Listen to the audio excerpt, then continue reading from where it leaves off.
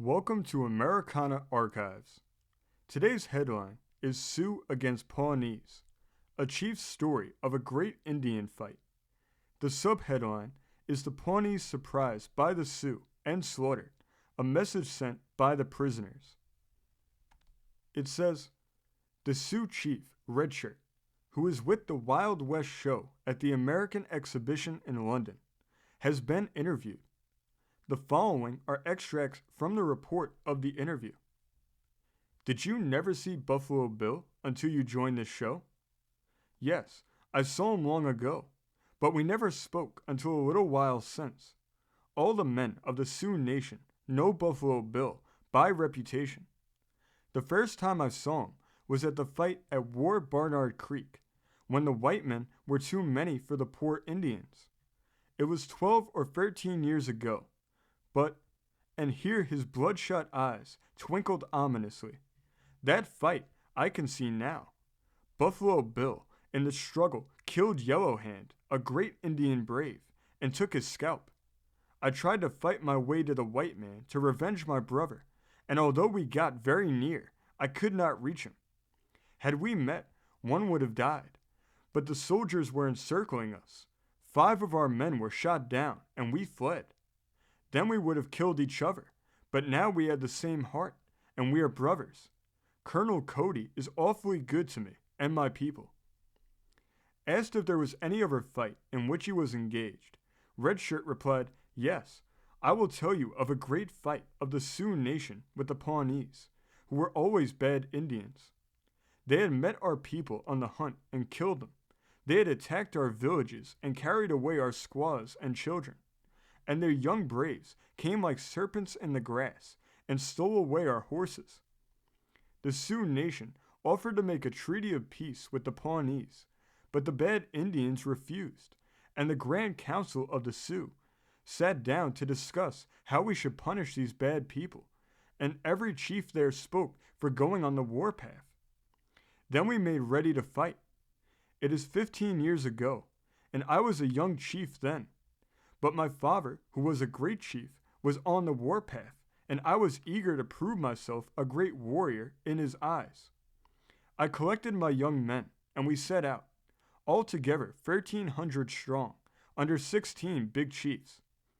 The most experienced warriors were sent on 2 days' march in advance to scout, and scouts were thrown out on every side to guard against surprise.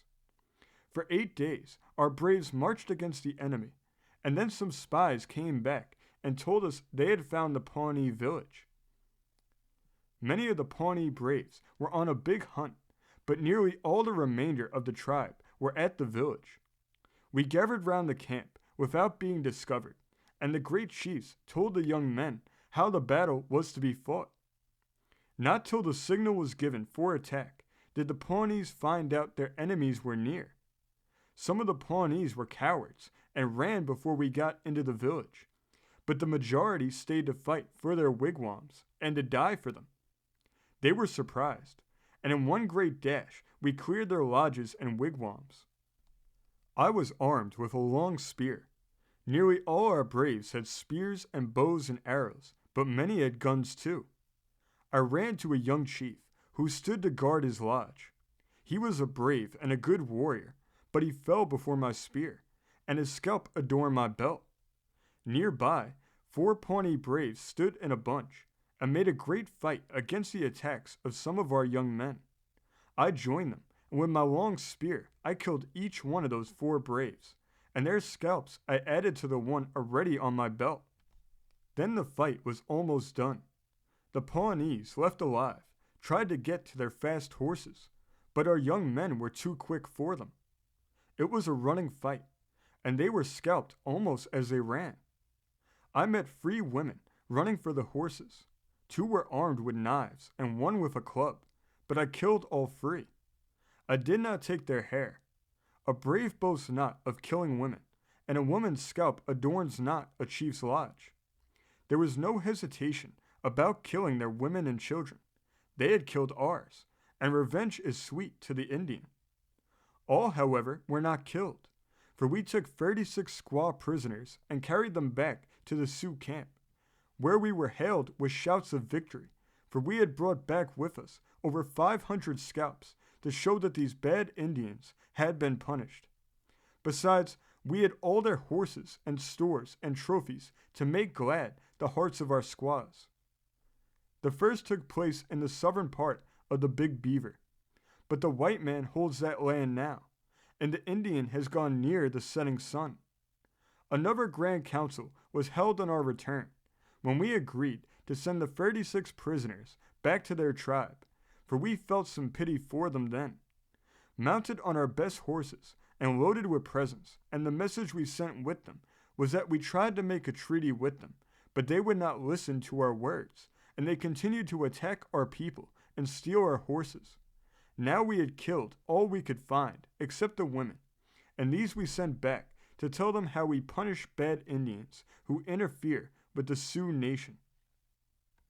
This story came from the great state of New York, being reported in the Mechanicville Mercury of June 24th, 1887. Thank you for joining us today. If you want to continue to uncover all of America's lost and forgotten history, then remember before you leave to hit the subscribe button, hit the notification bell, and remember to like and comment below. And we will see you next time on Americana Archives.